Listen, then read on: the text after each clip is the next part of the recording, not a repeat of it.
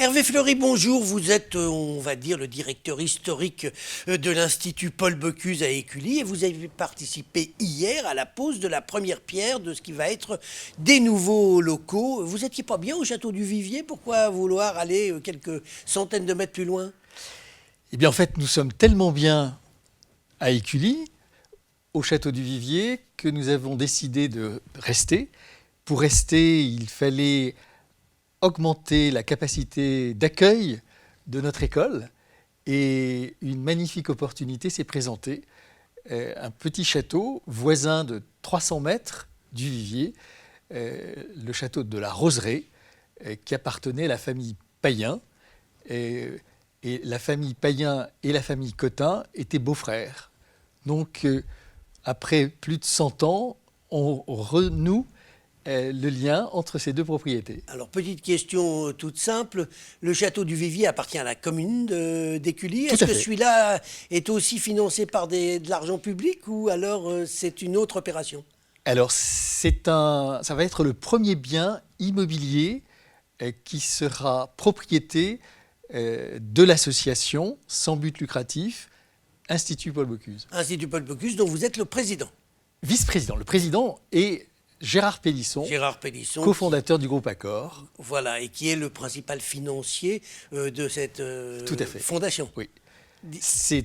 Gérard Pélisson est un grand mécène pour notre école et en novembre 2015, il a décidé de créer une fondation, Gérard et Gilles Pélisson, pour l'Institut Paul Bocuse.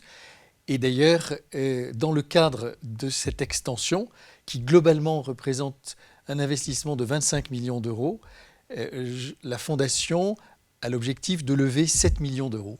Oui, donc effectivement, c'est un investissement totalement privé à travers cette fondation. Dites-moi, voilà. Hervé Fleury, alors il y a combien d'élèves aujourd'hui? Et si vous faites une extension, c'est que vous augmentez le nombre d'élèves, de candidats pour rentrer à l'école, j'imagine.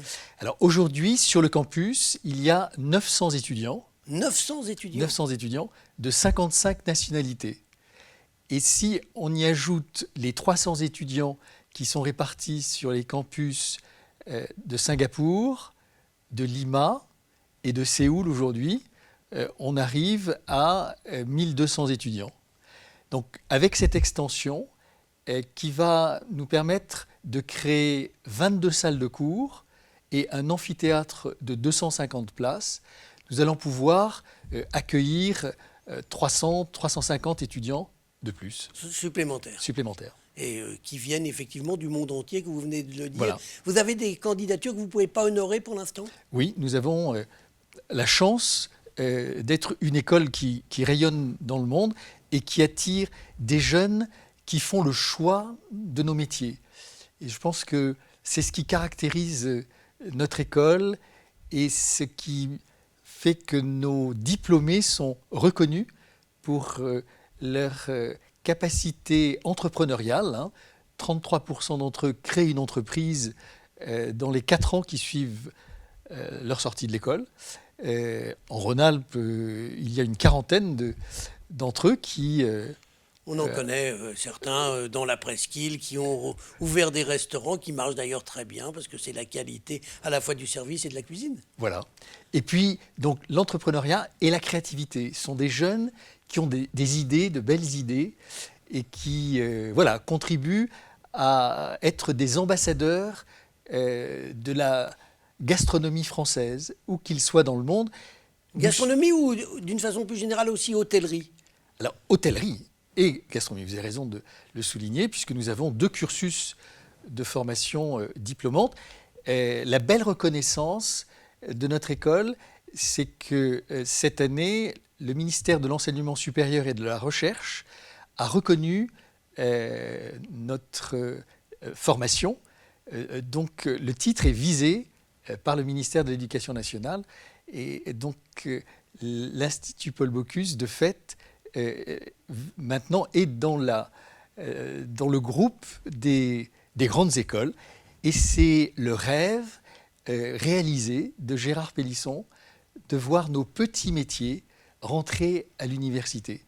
Vous vous souvenez, et c'était à Lyon, en 1999, cette école, elle a fait rentrer l'hôtellerie à l'université. À l'époque, et c'est toujours un partenaire avec l'université Lyon 3. En 2002, ça a été la cuisine. Et aujourd'hui, ça c'était la reconnaissance RNCP, le ministère du Travail, et désormais c'est le ministère de l'Éducation nationale. Alors, l'Institut Paul Bocuse est dans les classements des grandes écoles maintenant. Quelle est votre position par rapport à l'école historique, l'école hôtelière de Lausanne, qui a été pendant des années l'école la plus prestigieuse, sinon du monde, au moins d'Europe? Et aujourd'hui, est-ce que vous faites jeu égal avec Lausanne? Écoutez, c'est assez jeune de répondre à cette question. Mais ce que nous voyons, c'est qu'aujourd'hui, des jeunes hésitent entre Lausanne et l'Institut Bocuse. C'est la réponse. Voilà. C'est la réponse. Dites-moi, ça coûte quoi la scolarité? 15 000 euros. 15 000 euros par an, oui. Pendant?